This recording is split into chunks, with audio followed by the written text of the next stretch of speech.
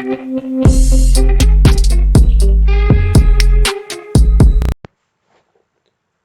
and welcome to another episode of Music Wednesdays. Today I'd like to talk about one of my big heroes, Alan Lomax. Alan Lomax was a folklorist from America. He was born in 1915, passed away in 2002. So had a long life. He was born in Florida. And yeah, what he done was a really cool thing. So Alan Lomax was the son of John Lomax. Now John was a pioneer, an early pioneer in the craft of recording um, folk music from the southern parts of America, mainly focusing on blues music.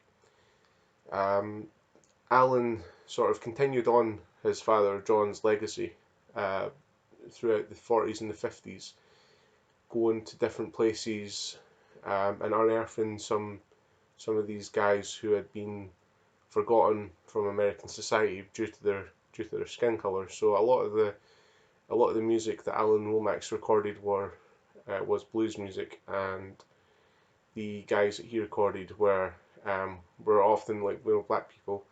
Um, so I just wanted to talk about him.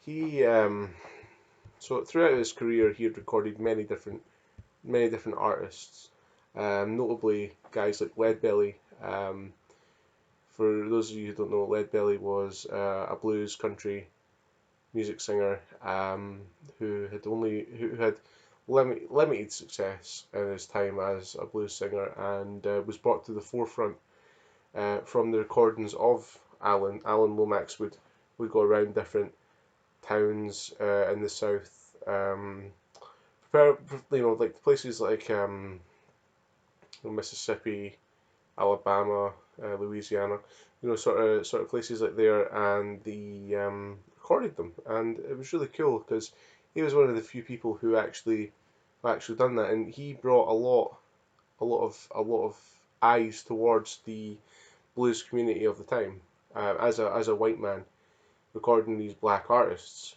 back in the 50s, 40s, 50s, 60s, 70s. Like this was an unheard of thing for a white man to do. But he didn't care about that. He didn't care about the segregation. He didn't care about things like that. He just wanted to produce. He just wanted the people to hear the music.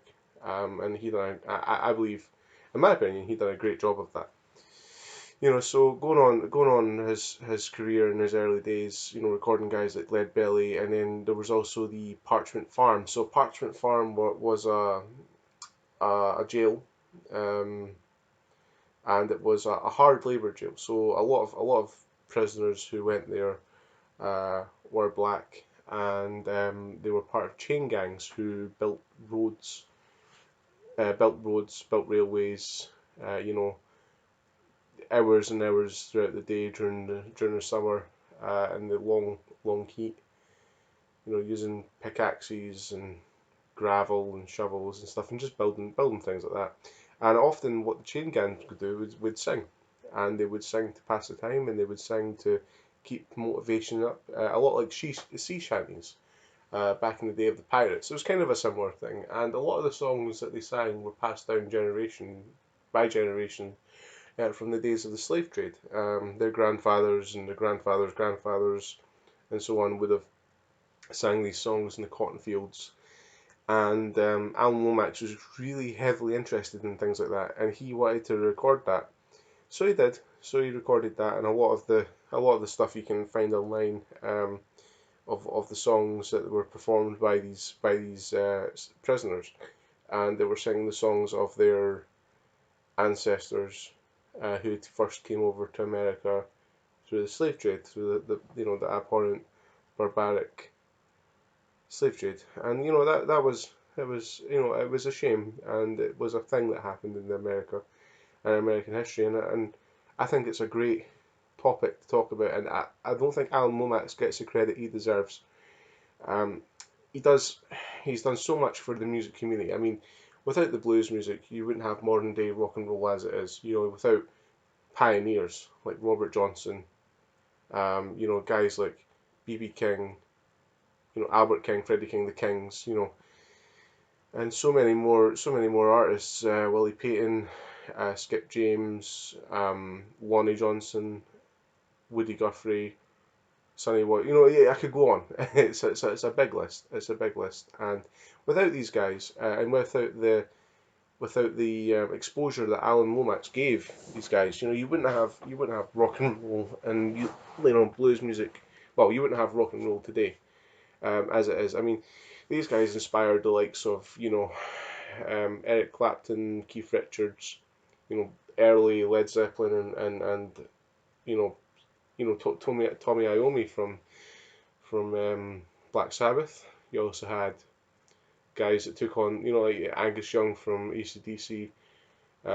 Just so many like key rock and roll figures wouldn't have done the things that they've done without the inspiration and listening to the guys like I've said previously, and like I say, Alan Lomax is such a vessel of that. Like he went all around the South recording guys, and a lot of people didn't like what Alan Lomax was doing at the time. A lot of people sort of dragged him down and said, "Why are you doing this? This isn't productive. You're not going to get an audience." And he just waved away those concerns. He was like, "No, I'm going to record these guys because this is something that I love doing." And I really have a lot of respect for him. And yeah, he passed away in 2002 at 87. So he had a great life.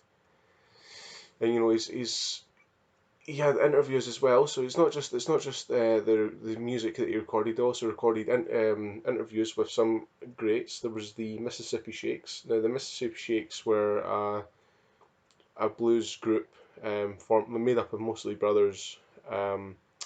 Sam Chatmon was the main guy, and he had recorded them, and he recorded Sam in later life. So in the 1970s, when Sam was reaching 80 years old, he had pretty much had a very long life at that time, and he was still recording them, asking them questions about the old days. Like how did he learn to play guitar? He learned how to play guitar by playing a piece of string on a bit of wood that was lying on the floor at the age of 3, and that's how he learned how to pluck rhythms and stuff. And there was also Son House, very very important blues figure, and I'm definitely going to cover Son House at some point later on in my series of my Music Wednesdays series, because Son House revolutionized blues music, and Alan Lomax had a part in that, as he did with most of blues music. Really, he was the sort of the key. Without him, a lot of stuff would be lost to time. A lot of things wouldn't have been recorded. A lot of guys wouldn't have had their chance to be heard by people then and people now, like me.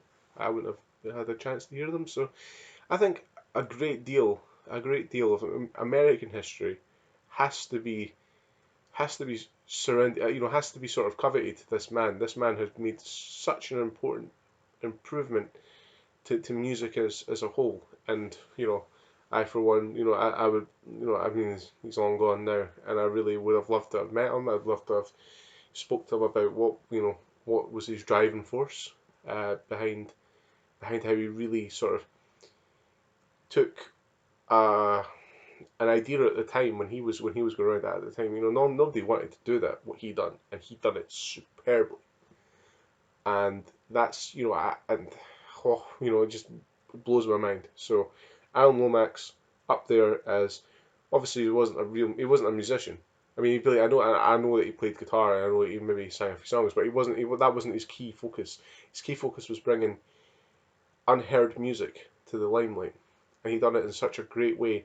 And it was revived in the 70s, and a lot of people in the 70s heard the music, and they just wanted to play it, and they wanted to show it off to their friends. And yeah, I think that a lot of people need to look into Alan Lomax. This was just a brief summary about who he was, but yeah, if you've got the time, just listen. I'll put a few links in the description of things that you should listen to that he promoted, because he was just such a real pioneer of folk music, blues music, American country blues music. Cool. Cheers. Thanks. Bye.